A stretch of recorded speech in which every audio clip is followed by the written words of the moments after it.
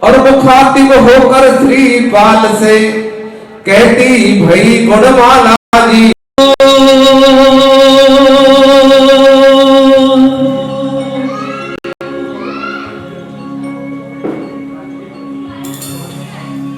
कहीं न सुख पाया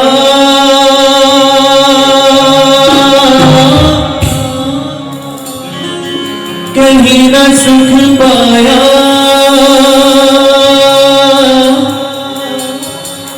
कहीं न सुख पाया यहाँ दर तेरा छोड़ के बड़ा सुख पाया यहाँ कि बड़ा सुख पाया यहाँ नाता तुझसे जोड़ के सदा रहे ध्यान तेरा समझ लूं मैं नाम तेरा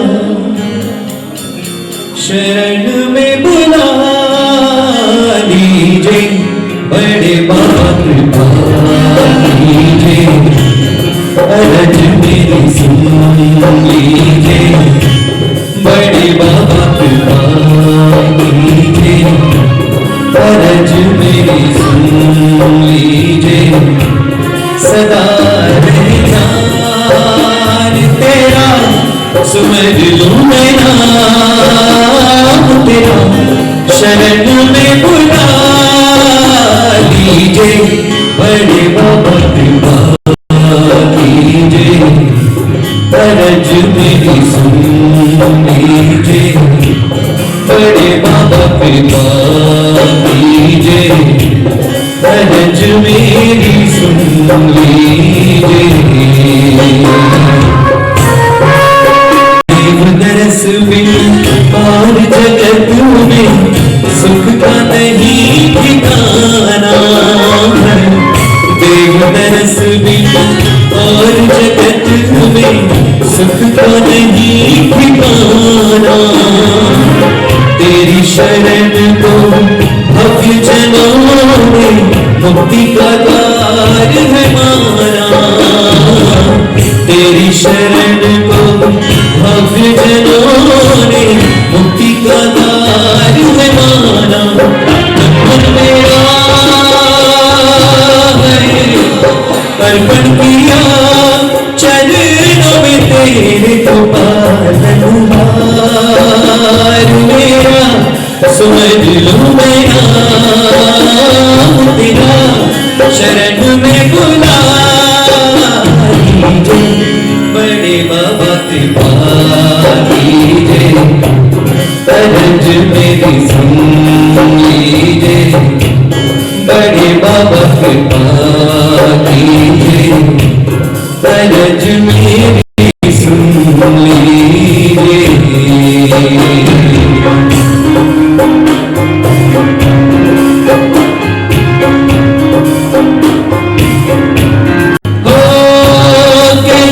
सुख पाया कहीं न सुख पाया कहीं न सुख पाया पर तेरा छोड़ के बड़ा सुख पाया बड़ा सुख पाया तुझसे जोड़ के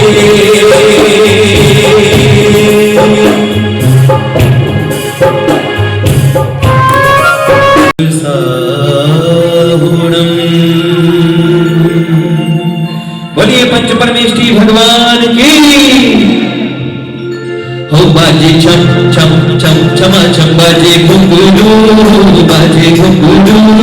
हाथों में दीपक लेके आरती करो रे बाजे छम छम छम छमा छम बाजे घुंघरू हाथों में दीपक लेके छमा छम बाजे घुंघरू हाथों में दीपक लेके आरती करो रे बाजे छम छम छम जय मां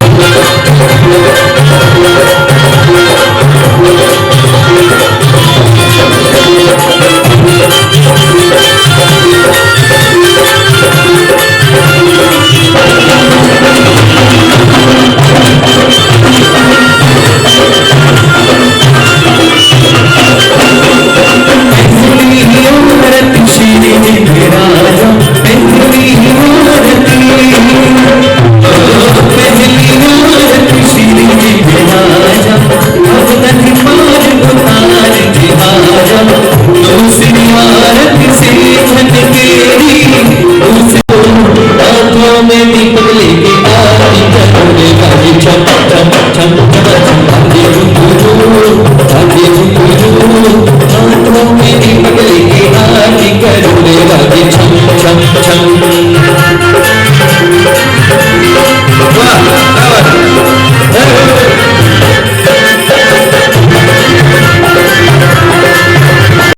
नाम ना हो भजन को गाना चाहिए,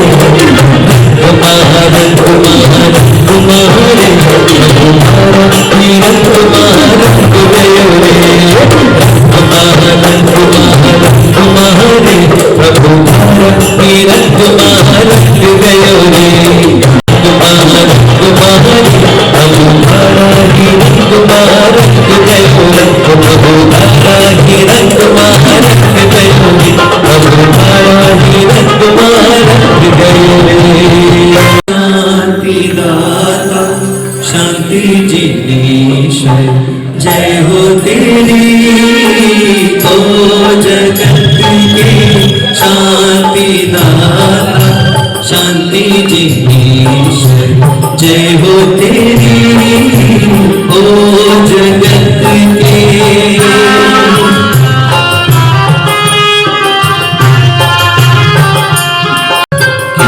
किसको मैं अपना कहूँ कोई नजर आता नहीं, किसको मैं अपना कहूँ कोई नजर आता नहीं,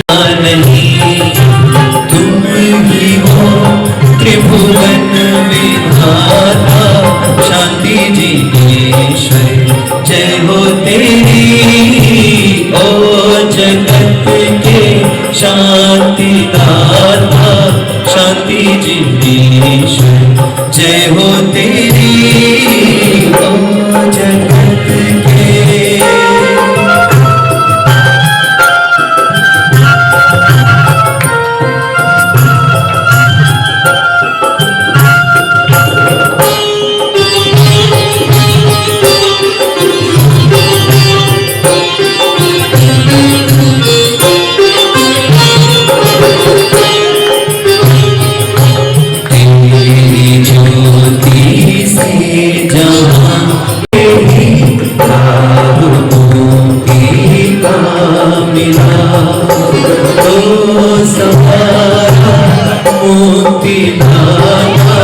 शांति जिनेश्वर जय हो तेरी ओ जगत के। शांति दाता शांति जिनेश्वर जय हो तेरी ओ जगत के।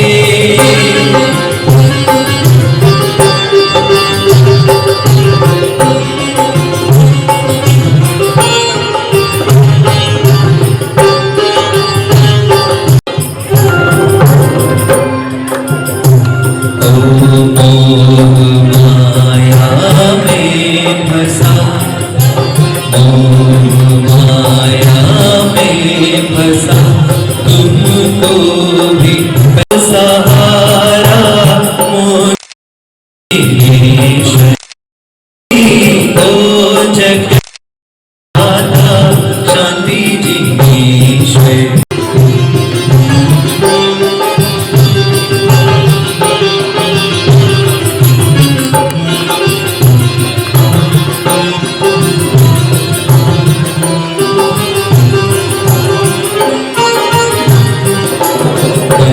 के सेवक हम खड़े हैं में गाता शांति जिनेश्वर जय हो तेरी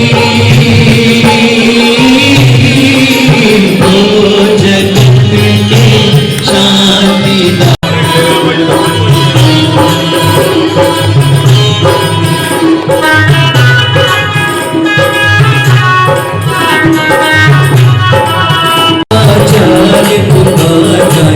सर्व साधु योगी जैसे जग देवा जग देवा। दीन दुखी असमर्थ दरिद्री निर्धन तन रोगी स्वामी निर्धन तन रोगी।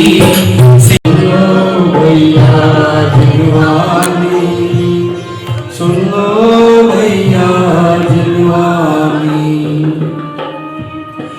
सुख हित से कर रहा हूँ स्तन तुम्हारा है माता। सुख हित से कर रहा हूँ स्तन तुम्हारा है माता। भूल क्षमा कर देना माता। जिन जिन वाणी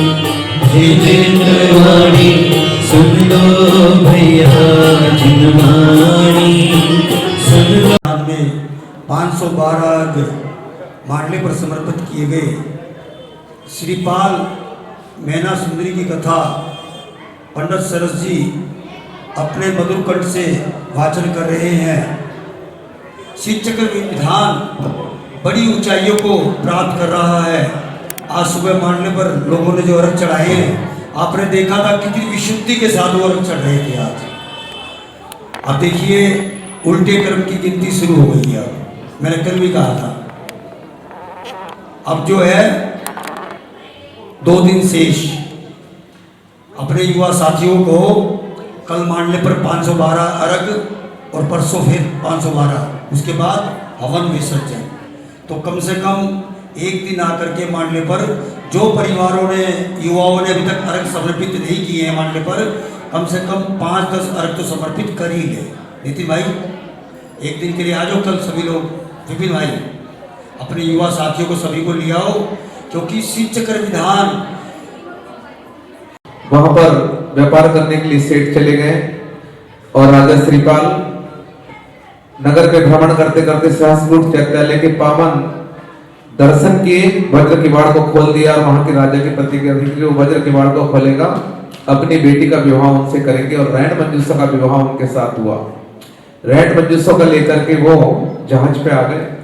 जहाज पे आने पे जो धवल से उनका पिता था, रैन मंजूषा की पावन सुंदरता को देखकर मन विकार से ग्रस्त हो गया।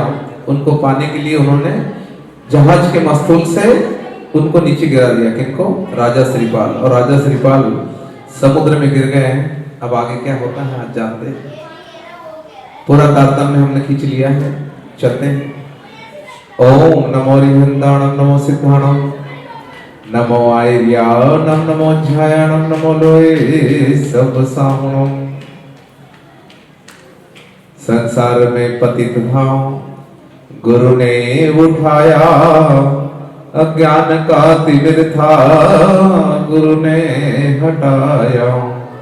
आचार्य है तरण तारण ज्ञानधारी, श्री विशुद्ध सागर गुरु जय हो तुम्हारी। श्री विशुद्ध सागर गुरु जय हो तुम्हारी।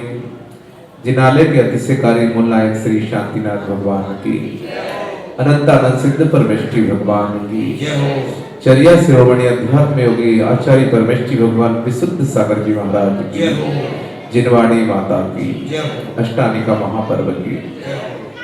चलते हैं उस आख्यान की ओर। श्रीपाल जैसे ही समुद्र में गिरे, भगवान की कृपा से कैसे बचते हैं। किसी ने कहा है कि इंसान की अजम से जब दूर किनारा होता है, अजम मतलब पकड़, उर्दू में अजम को पकड़ को अजम कहते हैं। अजम मतलब पकड़। इंसान की अजम से जब दूर किनारा होता है और सागर में टूटी नैया का भगवान सहारा होता है। जब पाप के सारे घड़े भर जाते हैं, अपने भी पराये नजर आते हैं और डॉक्टर भी जब छोड़ देता है नब्ज, तब परमात्मा के चरण काम आते हैं। जब दवा काम करना बंद कर देती है, हवा काम करना बंद कर देती, तब दुआ काम करती है। तो आते हैं, जब दुख पड़ता है तब हम भगवान का नाम लेते हैं।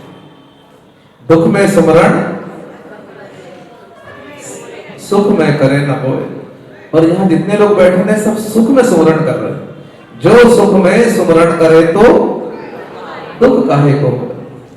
इसलिए हर समय प्रभु को श्वास श्वास पर प्रभु भजो, वृथा श्वास मत लो। एक श्वास भी भगवान के नाम के बिना नहीं जानी चाहिए। श्वास श्वास पर प्रभु भजो, वृथा श्वास मत लो, ना जाने श्वास को आवन हो न हो। ये श्वास निकली, दूसरी आएगी के लिए गारंटी है क्या? इसलिए हर क्षण को अंतिम क्षण मानकर प्रभु की आराधना करने वाला अनेकों दुखों से बच जाता। श्रीपाल अथाह समुद्र के अंदर गिर गए, परंतु मन के अंदर उन्होंने कहा कोई बात नहीं, परमात्मा मेरे साथ है, हमारे साथ है श्रीनाथ, तो किस बात की चिंता। लगन तुमसे लगा बैठे, जो होगा। यही बात श्रीपाल के मन में थी, हमारे साथ तो प्रभु है, हमारा क्या होगा। अतः समुद्र में श्रीपाल ने और सिद्ध चक्र का ध्यान किया, और जहाज जा चुका दूर बहुत, पर हिम्मत से है काम लिया। उन्होंने कहा जहाज चला गया कोई बात नहीं, परंतु जब पुण्य का उदय होता ना तो डूबते को तिनके का सहारा। ऐसे अथाह समुद्र में सब तरफ पानी पानी, कितनी गहराई पता नहीं, अपनी भुजाओं के बल से तैरने लगे। उनका नाम था कोटि भट्ट श्रीपाल। 1 करोड़ योद्धाओं का बल, कोटि मतलब करोड़, जिनके भीतर हो उसे कोटि भट्ट कहते हैं। और उसी समय पुण्य योग से एक काष्ठ का टुकड़ा, लकड़ी का पटिया उन्हें वहां दिखा, और उसका सहारा लेकर के वो धीरे धीरे तैरने लगे, कुछ अपने बाहों से, कुछ भुजाओं से, कुछ उसका सहारा लेकर। कहते हैं डूबते को तिनके का, इनको तो इतना बड़ा पटिया मिल गया काष्ठ का, और वो निरंतर तैरते रहे, तैरते रहे, तैरते रहे, और 1 माह तक के निरंतर पानी में तैरते रहे। उसके बाद में किनारे लगे। जैसे ही समुद्र के किनारे लगे, एक वृक्ष के नीचे जाकर लेट गए। समझ में आ गया? अब पढ़ते हैं आगे। और काष्ठ फलक का लिया सहारा, और 1 मास में मिला किनारा, और किनारे पे आकर लेट गए, और जगाने पे उठ के बैठ गए।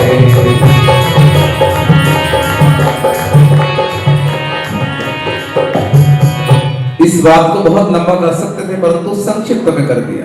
समुद्र से तैर भी लिया एक ही 2 पंक्ति में, किनारे पे लग भी गए, और फिर वहां पर किसी ने जगाया तो जगा करके उठ के बैठ गए, क्योंकि 1 महीने से थके हुए थे। तब एक सेवक आता और अर्ज करता है। सेवक ने आकर अर्ज किया, राजा ने तुम्हें बुलाया है। वो कौन से द्वीप पे जाके लगे? दलवर्धन नाम के द्वीप पर। वहां के राजा धनपाल थे। और जैसे ये समुद्र तैरकर के किनारे पे आया, वहां पर एक सिपाही था। उनने उनको जगाया कि आपको राजा ने बुलाया। फिर क्या हुआ? सेवक ने आकर अर्ज किया, राजा ने तुम्हें बुलाया है। श्रीपाल ने सोचा, चलो देखते क्या कर्मों की माया है। अभी तक कर्मों ने बहुत रुलाया, अब जाकर देखते हैं क्या होते हैं। अब वो राजमहल में पहुंचते हैं। राजमहल में पहुंच गए, तब सम्मान किया है राजा ने, और समुद्र तैर कर आए हो तो सुनो कहा है राजा ने।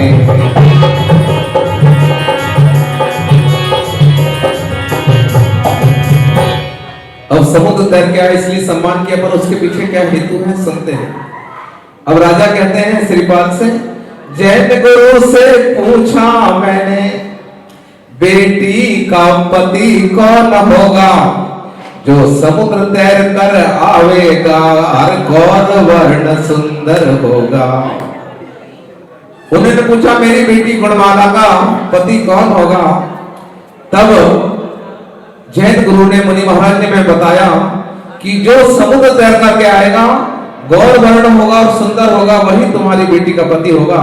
और तब से मैंने समुद्र के किनारे पहरा बिठा दिया है कि समुद्र तैर करके कौन आता है। और जैसे ही आप तैर करके आए तो मेरे सिपाही ने आपको जगा करके यहाँ ले आया।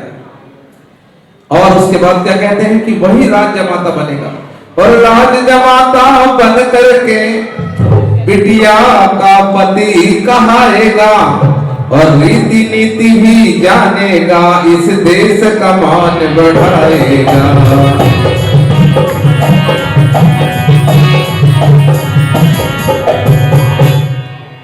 अतः आपको गुणमाला से, राजा कह रहे हैं श्रीपाल से, अतः आपको गुणमाला से अरे फौरन ब्याह रचाना है, और विवाहवाद सब सुन लेंगे, अरे जो जो तेरा फसाना है।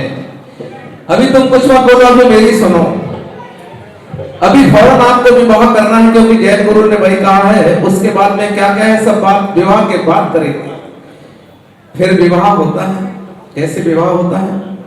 विवाह हुआ फिर ठाट बाट से, भंडारी का पद पाया है। विवाह हुआ सुंदर, और उनको विवाह के बाद में वहां पर रैंड मंजूषा का विवाह में 2 विधियाएं दी थी, एक शास्त्र विमोचनी, एक पर शस्त्र बंधन विमोचनी और पर शस्त्र हरणी। और यहाँ पर राजा क्या देते हैं? विवाह हुआ फिर ठाट बाट से, भंडारी का पद पाया है। कोषाध्यक्ष बना देते सारे राज्य का भंडारी, चाबी सब उनके पास। विवाह हुआ है ठाट बाट से, भंडारी का पद पाया है। अब सुनो जहाज पर चलते हैं, क्या धवल सेठ की माया है।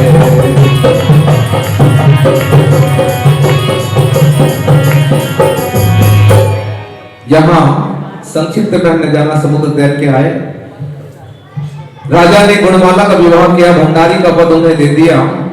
अब इस बात को यहीं पर छोड़ते हैं। अब हम चलते हैं कहां कि समुद्र में गिरने के बाद में अब जहाज पर क्या हाल है। चलते हैं। सागर में श्रीपाल गिरे तब, सेठ झूठा रुदन मचाते हैं, ऊपर से आंसू घड़ियाली मन फूले नहीं समाते हैं। ऊपर से तो सेठ समुद्र में गिरे हुए त्रिपाल को देखकर के खूब रोता है, पर अंदर से खुश होता है। रैड मंजूषा को जब पता चलता है तो क्या होता है? रैड मंजूषा परमानो अरे वज्रपात हो जाता है, और जार जार आंसू बहते सुख चैन सभी हो जाता है।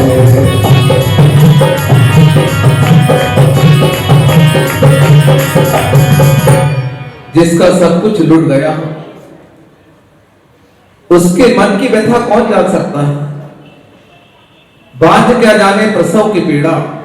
जिस बहन ने किसी पुत्र को जन्म नहीं दिया उसे क्या पता है कि पुत्र को जन्म देने में क्या क्या तकलीफें होती हैं। जाके पैर न फटी बीमारी सो क्या जाने पीर बराई। पैरों में बीमारी फटती ना, घाव हो जाती ठंडों में, उसका दर्द जिनको फटती है वही जानते हैं, बराबर है। उसी प्रकार से जिनका पति सर्वस्व लुट गया हो उनका क्या गुजर रही होगी, संक्षिप्त में हम जानते हैं। पर सती रैड मंजूषा अपने दुख में है, परंतु इधर मंसूबे बना रहा है कौन? धवल सेठ उसे पाने के। इसके लिए दूती को भेजता है। दूती जिसे कुटनी भी कहते हैं, वो ऐसी काम करती है, किसको बहलाना किसको फुसलाना। तो सती को बहलाने के लिए दूती को सेठ भेजाता है। सुनते हम, सती मंजूषा को समझाने दूती को सेठ भेजाता है। दूती खोटे चाले चलती पापों से गहरा नाता है। ऐसी पाप बुद्धि वाली स्त्रियां पुरुष भी होते हैं जो ऐसे ही खोटे काम करते हैं। दूती को भिजवाया, दूती बहला रही फुसला रही। दूती कहती है क्या? दूती कहती है श्रीपाल को जल जीवों ने खा डाला है, तू धवल सेठ को अपना ले, अरे बहुत संपत्ति वाला है।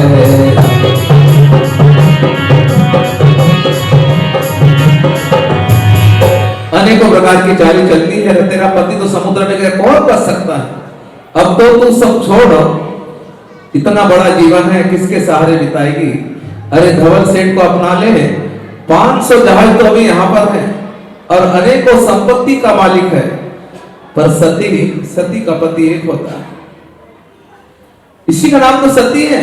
सती ब्रह्मचारिणी को सती नहीं कहा, किसी ब्रह्मचारिणी पर अतिशय नहीं हुआ, अतिशय हुआ सती पर।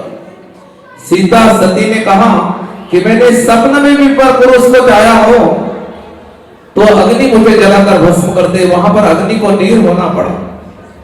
द्रौपदी सती थी, 5 पति वाली नहीं थी, आक्षेप लगा था पूर्व जन्म के कारण। तब उसने परमात्मा को धाया तो द्रौपदी को चीर बढ़ायो, सीता प्रति कमल रचायो, और अंजन से किए अकामी दुख में तो अंतर जामी। तो ऐसी 16 सतियों में जिसका नाम है वो छोटी मोटी सती थोड़ी है, इस सारी सतियों की चर्चा चल रही है। और ऐसी रैड मंजूषा ग्रंथ पढ़ना चाहिए। और वो क्या कहती है? दूती की बातों में नहीं आती है, उनकी जगह और कोई बता तो उनकी बातों में आ जाता। पर सती क्या कहती है? सती ने फटकारा दूती को, क्यों पाप की वाणी बोल रही, नारी का पति एक होता यह माजिन वाणी बोल रही।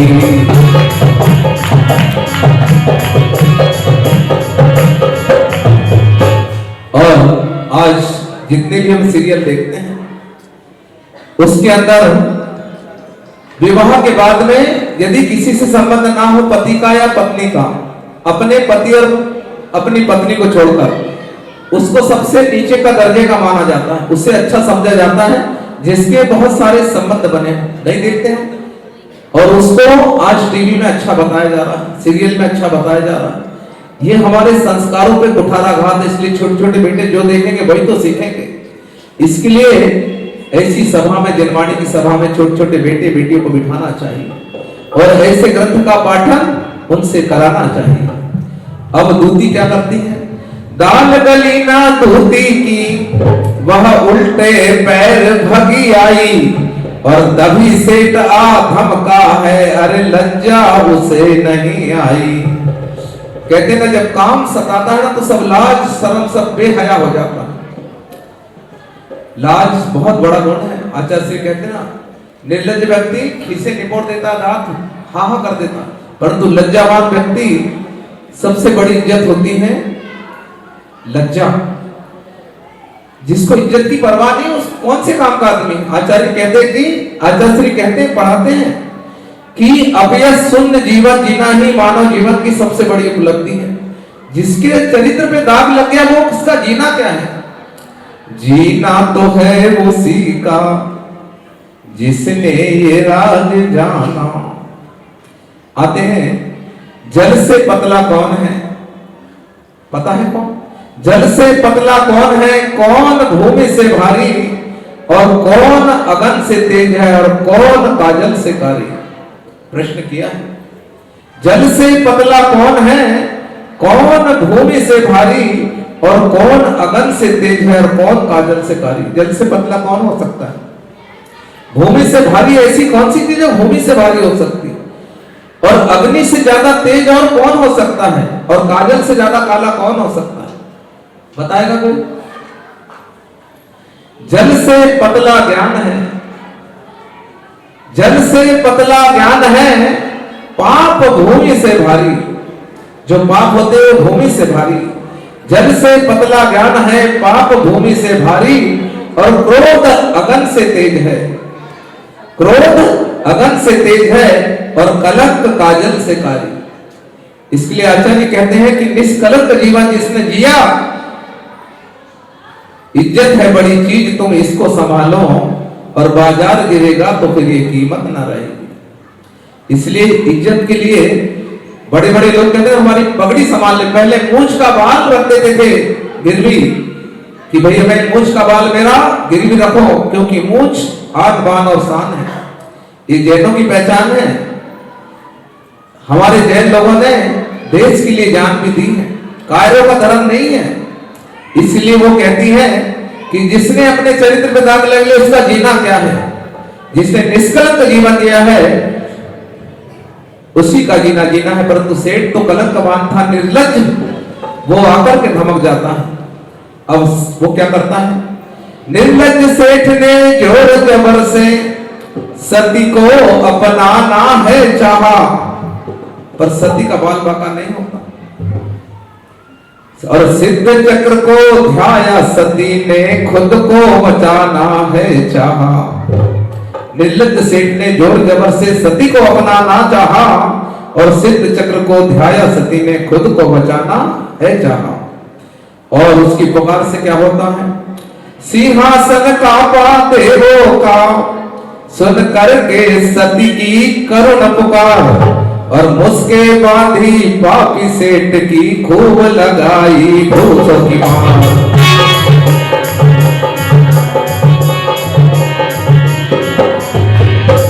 जल देवों का सिंहासन कांपता है। सती की पुकार सुनकर के वो आते हैं और पापी सेठ की मुस्के बांध लेते हैं और उसे खूब घूसों से मारते हैं। सेठ देख रहा है कि कोई दिख नहीं रहा, मुझे मार कौन रहा है? अधमरा हो गया सेठ तभी माफी माफी चिल्लाता है और माफी मांग मजूसा से, अरे तभी मिले सुख जाता है।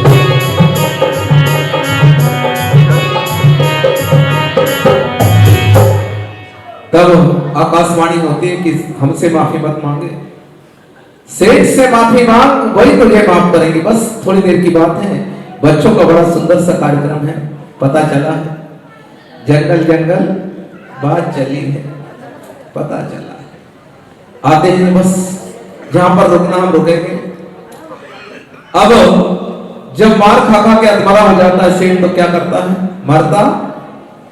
बोलो ना, क्या ना करता। अब वो सती के पैर पकड़ लेता है, चरण पकड़कर सती से बोला, अरे बेटी मुझको माफ करो। माफी देकर अर सती जी बोली, मन में अपना पाप धरो। जो महापुरुष होते हैं वो सहज माफ कर देते हैं। नवनीत संत हृदय नवनीत समाना। जो साधु स्वभाव के पुरुष और महिलाएं होती वो सहज माफ कर देते हैं। अब वो जहाज उनको माफ कर दिया, बात आई गई होगी और जहाज भी धीरे धीरे अपना सफर करके उसी दलवर्तन द्वीप पर पहुंच जाता है। कौन से द्वीप पर? जहां पर राजा श्रीपाल ने तैर करके समुद्र को जिस द्वीप के ऊपर पहुंचा, धनपाल राजा की गुणमाला से जिनका विवाह हुआ, भंडारी का पद प्राप्त हुआ, वहीं पर किनका जहाज लग जाता है? धवल सेठ और रण मजूसा का। दलवर्तन द्वीप में जहां पहुंचा, जहाज धवल अनगारी का, और धनपाल जहां के राजा है, अरे बोस त्रिपाल भंडारी का।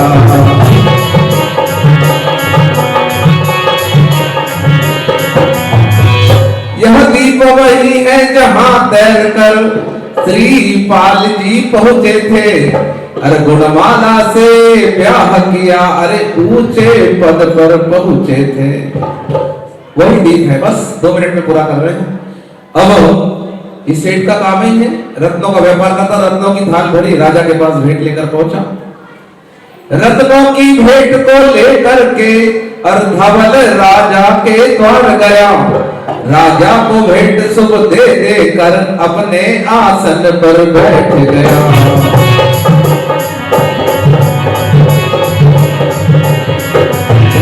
अभी कुछ भी पता नहीं कि यहाँ पर श्रीपाल है, तो सहज रूप से चला गया, राजा को भेंट दिया, राजा ने बैठा दिया। राजाओं का कर्तव्य हुआ करता है कि आगते स्वागतम कुर्यात्। आपने देखा नहीं कि यहाँ की कमेटी कितनी, जो भी बाहर से आया सबसे पहले उनका तिलक करते हैं, यही तो हमारी संस्कृति है, अतिथि देवो भव। और जैसे धवल सेठ पहुंचा तो उनके सम्मान की बारी आई। कुशल क्षेम पूछी राजा ने, फूलों का हार तैयार किया, और स्वागत का सब भार दिया। कुछ पता नहीं, अब सम्मान करना है सेठ का, तो उन्होंने कहा कि भंडारी अपने राज जमाता उनका तिलक करेंगे, उनका सम्मान और फूलों का हार पहनाएंगे। अब क्या होता है सुने, धवल धनी के माथे पर श्रीपाल ने मंगल तिलक किया, और श्रीपाल को सम्मुख देख धवल का अंदर तक हिल गया दिया।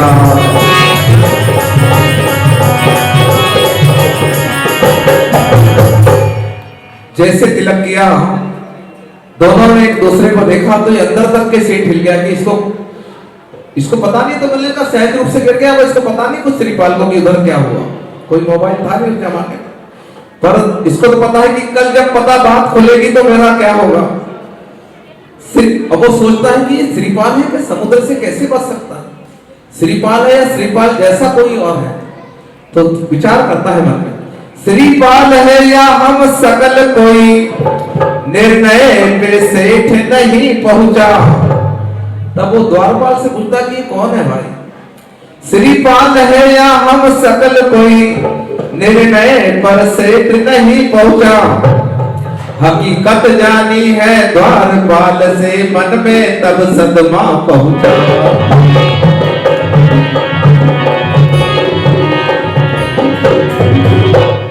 उसने हकीकत जानी कि श्रीपाल समुद्र तैर के आया, और राजा ने अपनी बेटी का विवाह करके भंडारी का पद दे दिया, कोषाध्यक्ष बना दिया, कैशियर बना दिया। तब वो विचार करता है कि तो बहुत बुरा हुआ, श्रीपाल ने छोड़ेगा मुझको, अरे कुछ उपाय करना होगा, और कैसे बचूं मैं सोच रहा, वरना फिर तो मरना होगा। मन में विचार चल रही है, तिकड़म चल रही है कि कुछ तो उपाय करना पड़ेगा। और वो ऐसा सोचते सोचते राजा के दरबार से निकलते, बस 2 पंक्तियां और हैं, उसके बाद में हम कार्यक्रम से बढ़ेंगे। रास्ते में आ रहा था तो रास्ते में देखा कुछ भांड किसे कहते हैं, जो गा बजा करके अपना जीवन यापन करते, लोगों का मनोरंजन करते हैं। तो भांड लोग, उनका मोहल्ला था, भांडों का मोहल्ला, और वो आपस में कुछ लड़ रहे थे भांड। और सेठ जी का वहीं से जाना हुआ, मन में विचार कर रहे कि श्रीपाल से कैसा बचे। उनने जब उनको लड़ते हुए देखा तो उनके मन में विचार आया, कभी विचार करो कि हमारा कितना श्रेष्ठ जीवन है कि प्रातः काल उठते ही स्नान करके द्रव्य की डब्बी लेकर हम भगवान के दरबार में आने के पवित्र भाव बनते। काश हमारा जन्म भी भांड जैसे नीच कुल में हो जाता, हीन कुल में, जहां दिन का मंगल चरण गालियों से होता, अब शब्द बोले जाते हो दिन रात लड़ने में ही जिनका जीवन बीतता हो, काश मनुष्य जीवन पाकर यदि हमारा जन्म वहां हो जाता तो अपना कल्याण कर पाते। कभी विचार करो कि कितनी बड़ी कृपा है प्रभु की हमारे पर, कितना सुंदर मानव जीवन और श्रेष्ठ कुल हमको दिया। यहाँ प्रातः काल उठ करके सायंकाल प्रभु की वंदना के भाव होते हैं। अपने लिए ताली नहीं बजाओ कि हमारा पुण्य है, कभी कभी अपनी पीठ भी थपथपाना चाहिए। आचार्य कहते हैं कि हीन भावना सबसे बुरी है, आदमी को नरक ले जाने का कारण है, इसलिए अपने आप को कभी छोटा नहीं समझना चाहिए। और आज तो हम बहुत बड़े हैं, क्योंकि श्रेष्ठ कुल में इसी कुल से मुनिराज बनते आते हैं। कथा को आगे बढ़ाते हैं। सेठ जी आगे बढ़े, कुछ भांडों को लड़ते देखा। कुछ भांड लड़ रहे थे रास्ते में, तत्काल उपाय एक सूझा, और भांडों को लालच दे करके अरे उपाय किया समझा बूझा। एक विचार मन में आया, विचार क्या है बाद में खुलेगा। और बना योजना भाट सभी, राजा के महलों में पहुंचे, और तरह तरह के स्वांग रचाए, नाच रहे थे।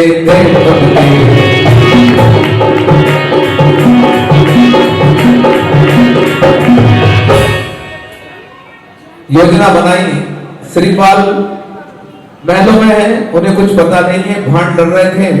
धवल सेठ ने उन्हें लालच देकर के उपाय समझाए बुझाए, और सारे भांड योजना बना करके राजा के महल में पहुंचे और खूब स्वांग लगा के नाचने लगे। राजा ने खुश हो करके घोषणा इनाम की कर डाली, श्रीपाल से बोला राजा जी मोहरे दे दो भर भर थाली। भंडारी थे, उन्होंने कहा इन्होंने बहुत सुंदर नृत्य किया, इनको इनका इनाम दिया जाए। श्रीपाल ने देख, श्रीपाल मोहरे लेकर के आए और उन्होंने योजना बना के आए थे। श्रीपाल को देखा भांडों ने, श्रीपाल से आकर लिपट गए। कोई बेटा और कोई भतीजा, कहां था तू कह चिपट गए।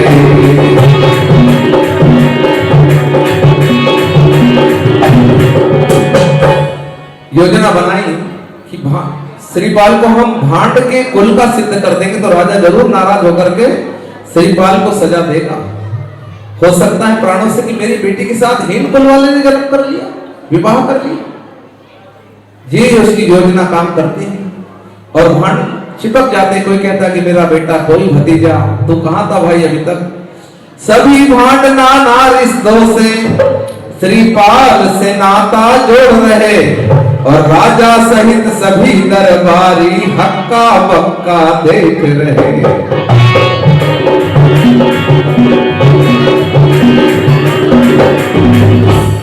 किसी को पता नहीं, सारे दरबारी राजा देख रहे हो क्या रहा है। अभी भांड नाच रहे थे, उनको इनाम देने गए और श्रीपाल से चिपट गए मेरे जमाई से। तब राजा डांटते हैं, डांट डपट कर राजा बोले, ये क्या हो रहा कहो मुझे। श्रीपाल भांड है, हम भी भांड है, राजा जी दे दो इसे मुझे। कहते हैं कि हे राजा जी, हम भी भांड है और श्रीपाल भी भांड है, इसे हमें दे दो। क्योंकि हमारा बेटा गुस्सा होकर के एक दिन समुद्र में कूद गया था, उसके बाद में उसका पता नहीं है, कहानी बनाते हैं। और उसके बाद में आज हमें मिला है। कोई कहता मेरा बेटा, कोई कुछ बोलता है ये भांड है, हमें दे दो। उनका अभिनय देखने लायक होता है। जीवंत अभिनय भांडो का लख, सच समझ के राजा क्रुद्ध हुए, जबकि झूठ था। कहा भी कि झूठ को भी अच्छे तरीके से बोला जाए तो झूठ भी सच का प्रभाव डाल देता है। जीवंत अभिनय भांडो का लख, सच समझ के राजा क्रुद्ध हुए, और हीन कुली दामाद मेरा अर कहते सच अवरुद्ध हुए।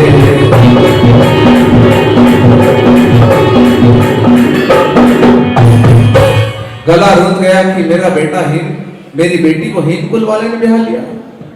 फिर क्रोध आता है। क्रोध में राजा जी बोले, सूली पर इसको लटका दो।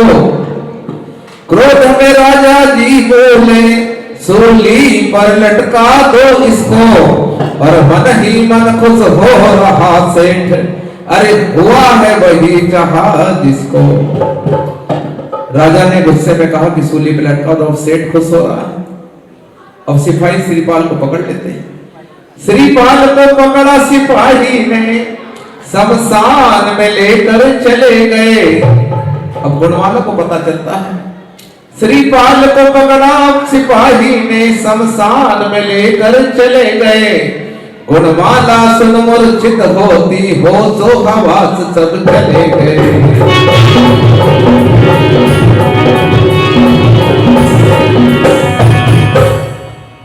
बेहोश हो जाती है, होश चले जाते हैं। होश में आती है तो क्या होता है, होश में आते गुणमाला शमशान में भागी है आई, और रोक दिया चांडालों को, रोकी सूली की कार्रवाई। कार्रवाई रोकती, रुको रुको। और मुखातिब होकर श्रीपाल से कहती भई गुणमाला जी, और भांड नहीं हो सकते तुम, नहीं ही नकुलों के लाला जी।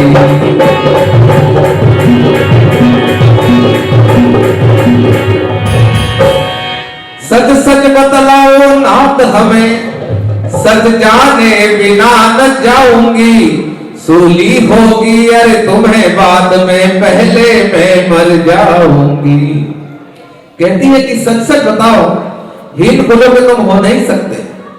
फिर वो कहती है, क्या कहते हैं श्रीपाल, धीरज धारो मेरी प्राण पिए, सच सच मैं तुम्हें बताता हूं। सच कहेगी तुम्हें रैन मंजूसा, उसका पता बताता हूं।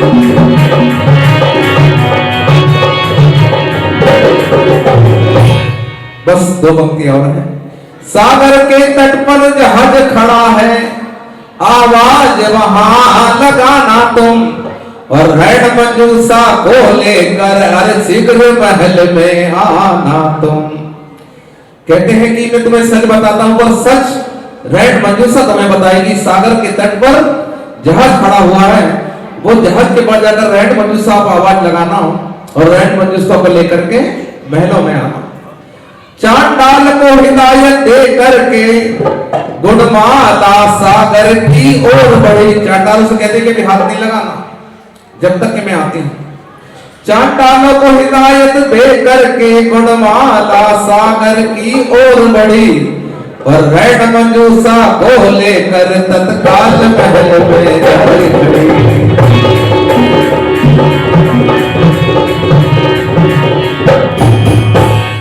और रैन मंजूसा को आवाज लगा करके रैन मंजूसा को लेकर महल में आ जाती है।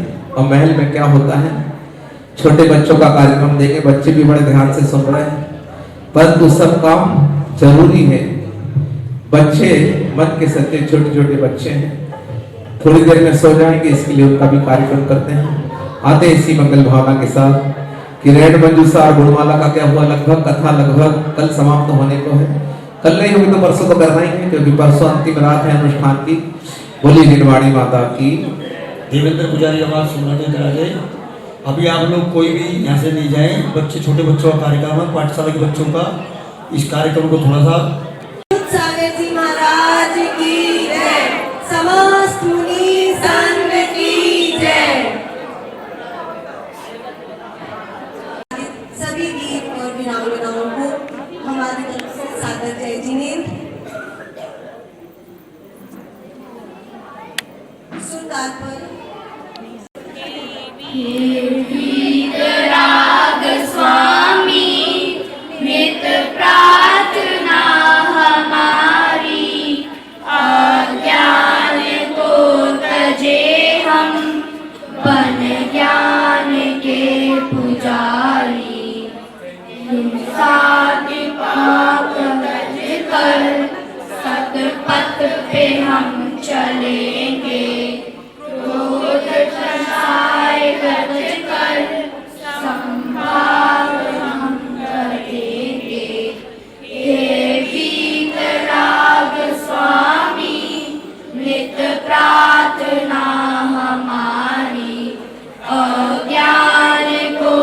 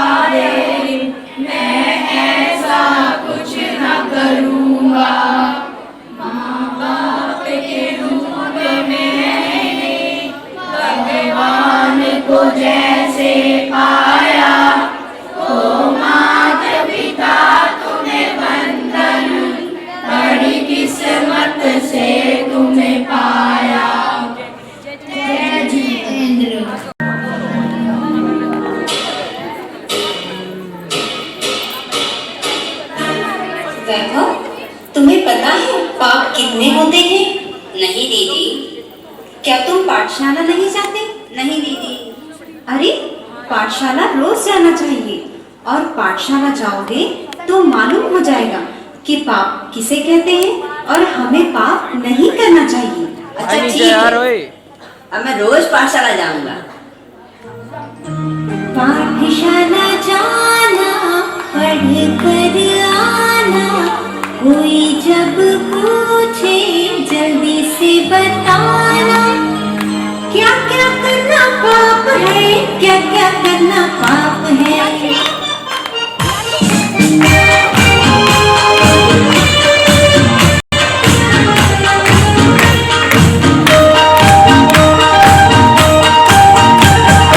पाठशाला जाना, पढ़ कर आना, कोई जब पूछे जल्दी से बताना, क्या क्या करना पाप है, क्या क्या करना पाप है।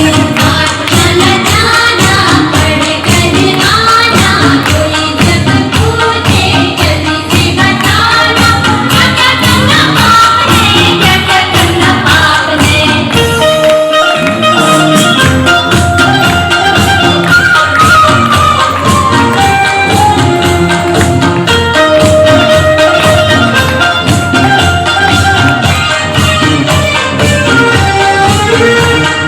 किसी जीव को मारना, अथवा चिढ़ाना, गाली देना या दिलवाना, या सुन करके हंसना।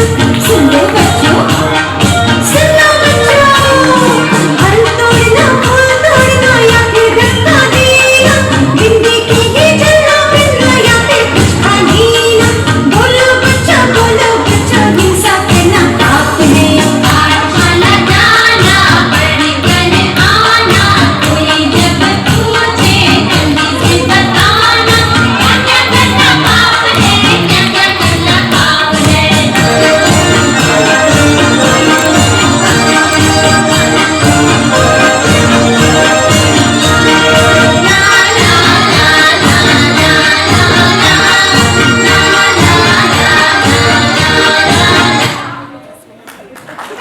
वाह।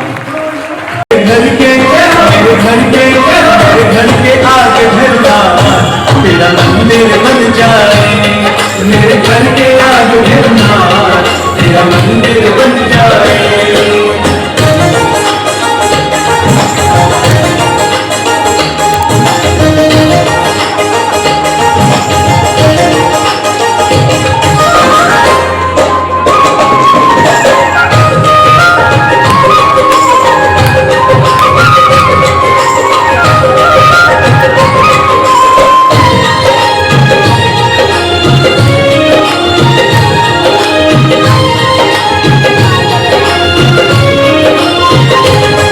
जब आरती हो गई मुझे घंटी सुनाएंगे, जब आरती हो गई मुझे घंटी सुनाएंगे। मुझे रोज सवेरे बाबा तेरी मूरत दिखाएंगे, मुझे रोज सवेरे बाबा तेरी मूरत दिखाएंगे। जब भजन करे कोई रस गानों में धुल जाए, जब भजन करे कोई रस गानों में घुल जाए। जब खिड़की खोलूं तो तेरे दर्शन हो जाए, जब खिड़की खोलूं तो तेरे दर्शन हो जाए। मेरे घर के मेरे घर के मेरे घर के आगे फिरना तेरा मंदिर बन जाए, मेरे घर के आगे फिरना तेरा मंदिर बन जाए।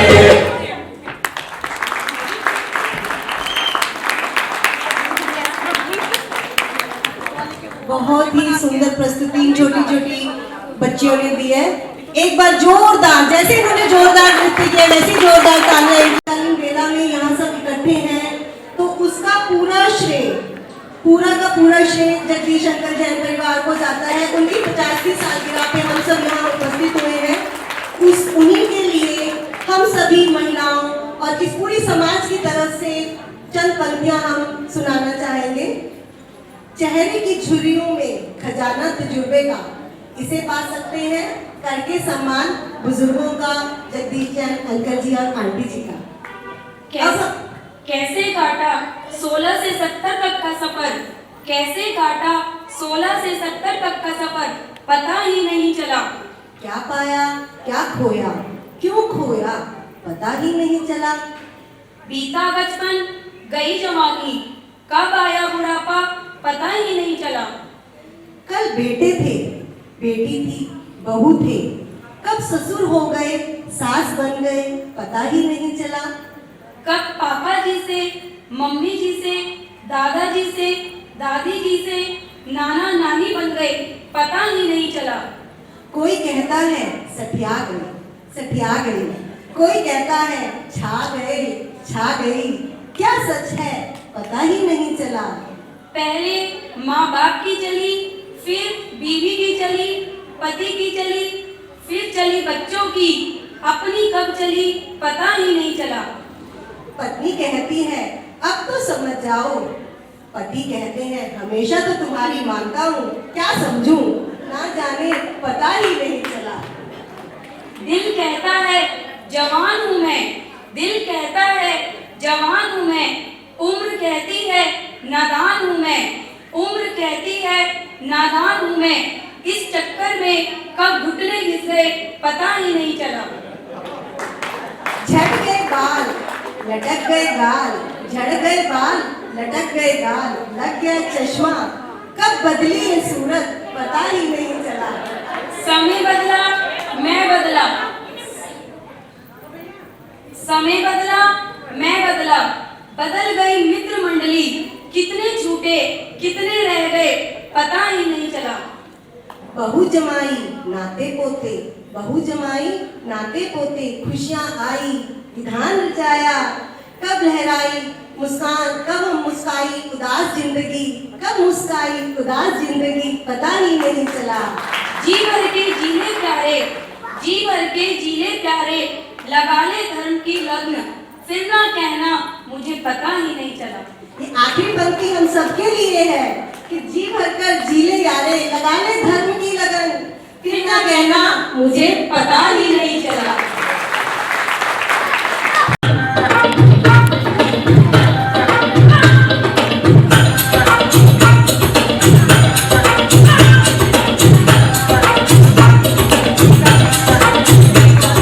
रेशम की है डोरी चमकी जैसे चांद सितारे, छोटे से महावीरा की है कोई नजर उतारे। रेशम की है डोरी चमकी जैसे चांद सितारे, छोटे से महावीरा की है कोई नजर उतारे। ऐसे पल्ला झूले वो जैसे कोई चांद को छूले,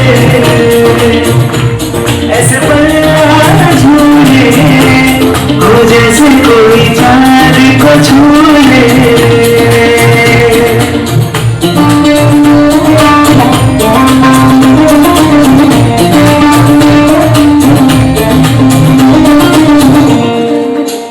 तीनों लोक में हो जैसे कोई शादी है, सारी दुनिया से आए हो बाराती है। तीनों लोक में हो जैसे कोई शादी है, सारी दुनिया से आए हो बाराती है। लाल है आया खुशियाँ है लाया, दिल में समाया,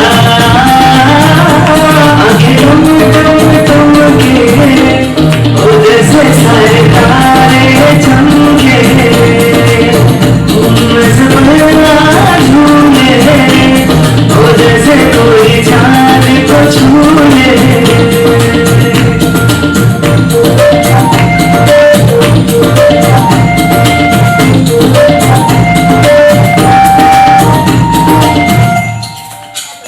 जैसे अंगना में बाजे शहनाई रे, आई खुशी वाली गैया आई रे। जैसे अंगना में बाजे शहनाई रे, आई खुशी वाली गैया आई रे। लाल है आया खुशियाँ है लाया, दिल में समाया, आंखें तुम के वो जैसे सारे तारे चमके, उनसे पल्ला झूले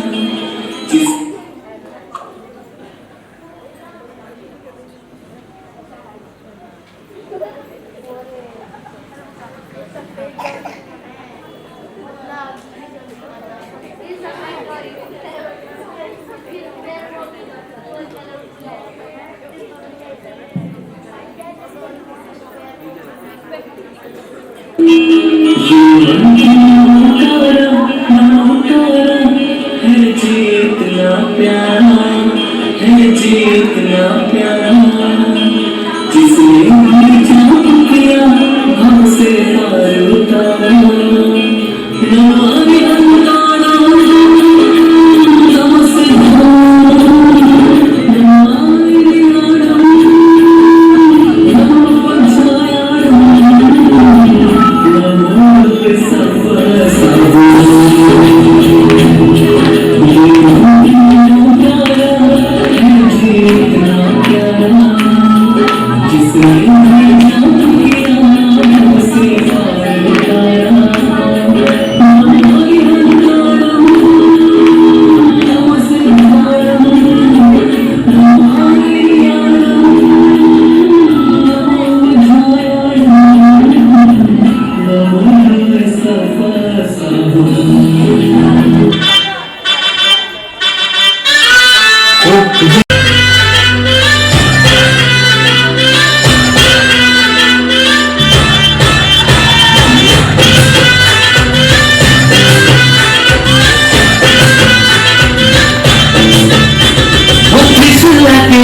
जन्मे कुंडलपुर ग्राम भक्ति का मौसम छे महावीरा मेरे पास रह जाओ मेरे साथ भक्ति का मौसम चले ओ कृष्ण केला जन्मे कुंडलपुर ग्राम भक्ति का मौसम छे महावीरा मेरे पास रह जाओ मेरे साथ भक्ति का मौसम चले अगर दर्शन तेरा तो मालूम है सारा जहां ओ वीरा महरा महावीरा महरा रंगीला थारा भक्ति में झूमे सारी रैन रैन रे ओ वीरा महरा महावीरा महरा रंगीला थारा भक्ति में झूमे सारी रैन रे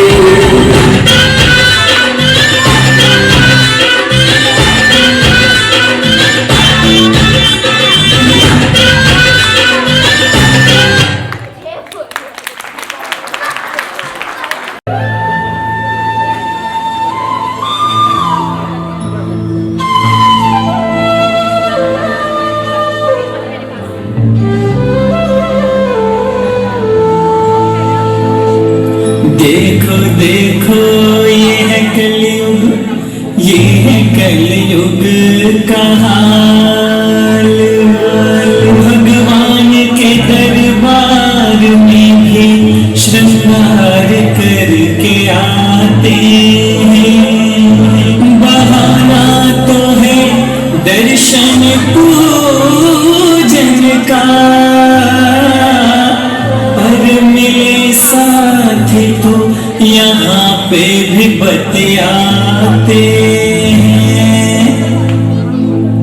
अरे माता बहनों जरा ये बता दो, अरे माता बहनों जरा ये बता दो कि मंदिर में श्रृंगार भला किसलिए, मंदिर में श्रृंगार भला किसलिए।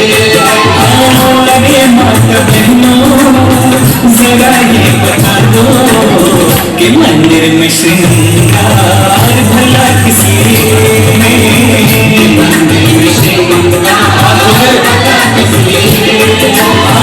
अगर नहीं है मिट्टी में ये काया, अगर नहीं है मिट्टी में ये काया, तो काया से इतना प्यार भला किसलिए, काया से इतना प्यार भला किसलिए। अरे माता बहनों जरा ये बता दो कि मंदिर में श्रृंगार भला किसलिए, मंदिर में श्रृंगार भला किसलिए।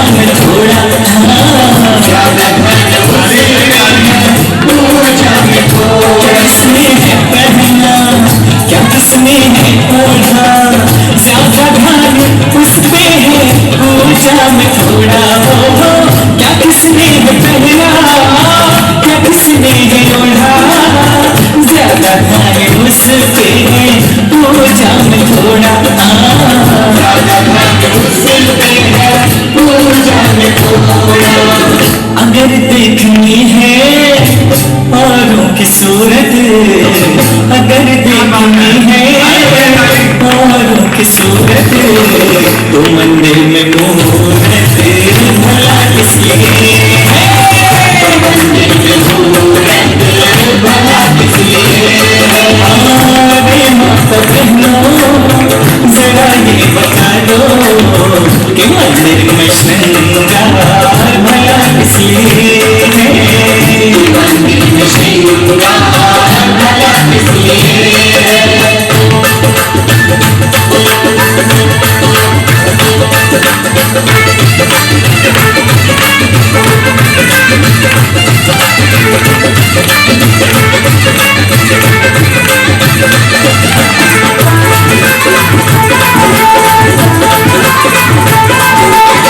सास ने क्या ठोका, बहू ने क्या बोला, सारा भेद आकर मंदिर में खोला, सारा भेद आकर मंदिर में खोला।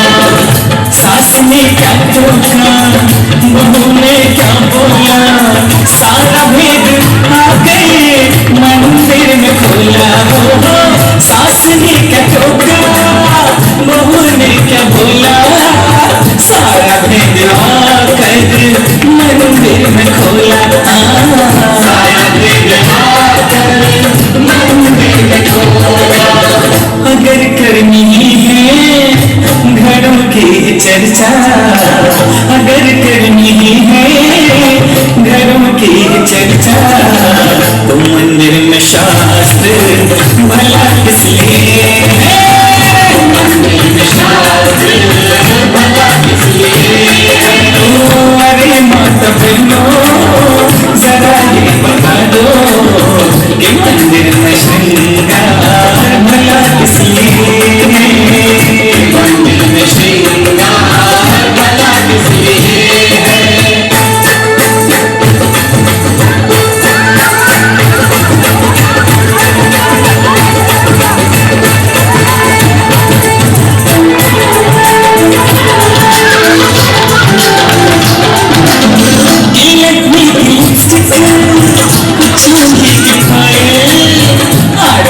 की साड़ी और सस्ते वाले चावल, की साड़ी और सस्ते वाले चावल, देखी लिपस्टिक चांदी की पायल, 800 की साड़ी और सस्ते वाले चावल, हो दिल में लिपस्टिक चांदी की पायल, 800 की साड़ी और सस्ते वाले चावल, हो 800 की साड़ी और सस्ते वाले चावल।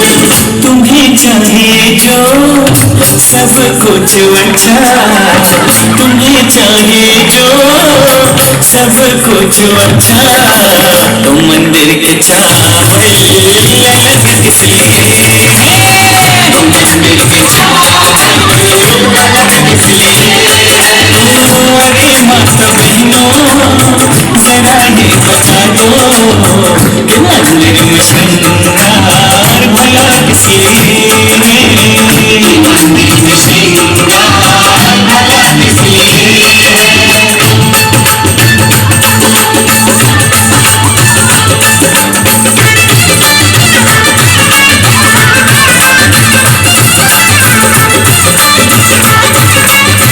आया हो खीर को पकाई, कब हलवा खाया, सारा गाना कर मंदिर में गाया, सारा गाना कर मंदिर में गाया।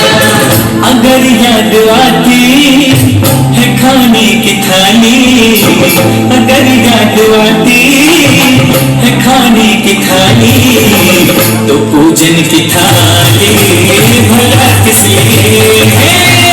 पूजन की थाली भला किस लिए है? अरे माता बहनों जरा ये बता दो कि मंदिर में श्रृंगार भला किस लिए है? मंदिर में श्रृंगार भला किस लिए है? ताली बजाए ताली।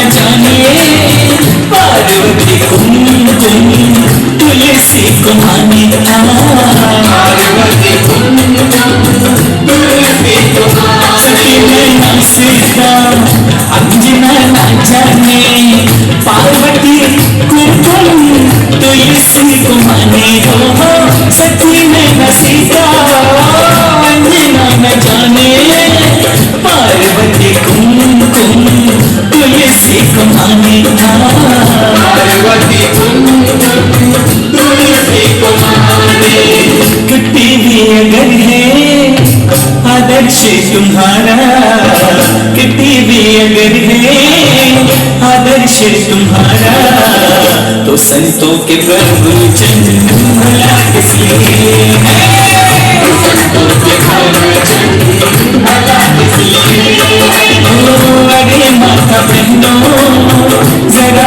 ये बता दो ये मंदिर में श्रृंगार भला किसलिए मंदिर में श्रृंगार भला किसलिए अगर नीली है मिट्टी में ये काया अगर नीली है मिट्टी में ये काया तो काया से इतना प्यार भला किसलिए तो काया से इतना प्यार भला किसलिए अरे माता बहनों जरा ये बता दो कि मंदिर में श्रृंगार भला किसलिए मंदिर में श्रृंगार